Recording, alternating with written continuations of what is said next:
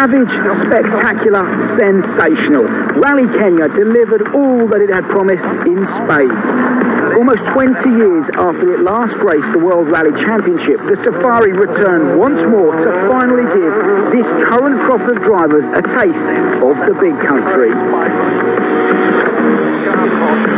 None of them had ever experienced anything like this before, so with pace notes starting from scratch and roads littered with hazards, there were more than a few heart-in-mouth moments throughout the weekend.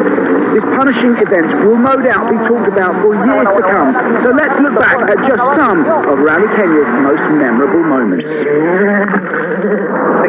The ultra-fine sand coating the Kenyan roads, known by the locals as fesh fesh, created some incredible images all weekend long. But for the drivers, it wreaked havoc. Everyone struggled with grip, and it would regularly hamper visibility too, both outside and inside the car.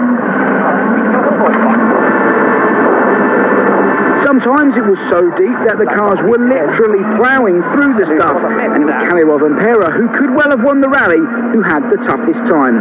The Finn had been battling for the top spot on Friday afternoon, but on the very last stage of the day, he was swallowed up by the fesh fesh.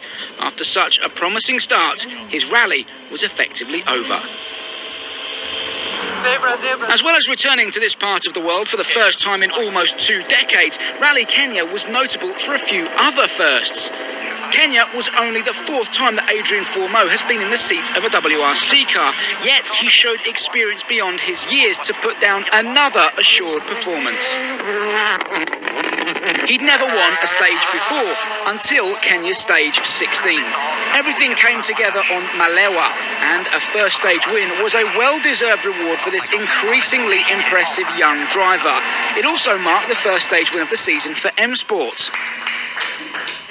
Then there was Takamoto Katsuta. By Saturday morning, he was sat comfortably in 2nd place, and after stage 15, he was leading a rally for the first time in his career.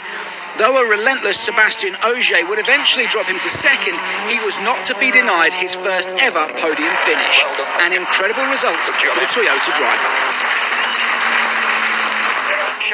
Saturday afternoon, and some ominous-looking clouds had begun to gather. And on stage 13, they would add yet another challenge to this most demanding of rallies. The squalls were unpredictable. The first few drivers had nothing more than a few drops on the windscreen to deal with. First on the road, Danny Soro recording what would be a stage-winning time. But once the middle of the pack were underway, things turned biblical. The roads immediately went from slippery fesh fesh to a darker, even slicker surface that the locals call black cotton. Grip was long gone, as was Oitanak's visibility. The Estonian dropped over a minute when he had to stop to clear his misted windscreen. It was full-on survival mode for the second half of the field, and some survived better than others. For 2 days, Thierry Neuville had driven imperiously over the bone-shaking roads. He'd negotiated several wildlife encounters, and even a dramatic tyre delamination couldn't knock him off his stride. But much like the previous 2 rallies, he came away from Kenya with a result that failed to match his performance. Out of nowhere, Neuville was suddenly hemorrhaging time on Sunday's opening stage, dropping almost a minute. Rear suspension failure was to blame. With no chance of repairing the damage, Neuville was out. Another devastating blow for the Belgian. Well, what can you say that hasn't been said? How about first Rally Kenya win of his career? The championship leader didn't have it all his own way, though. Sébastien Ogier's Safari began badly.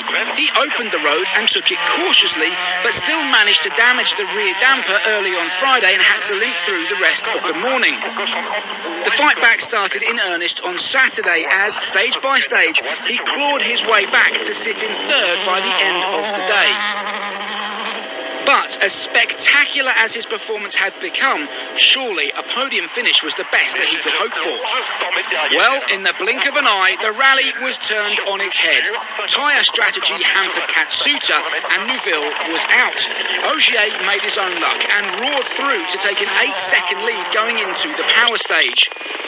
He was never going to give up that kind of advantage, and he duly closed out the 2021 Rally Kenya in style. An absolutely phenomenal weekend's rally.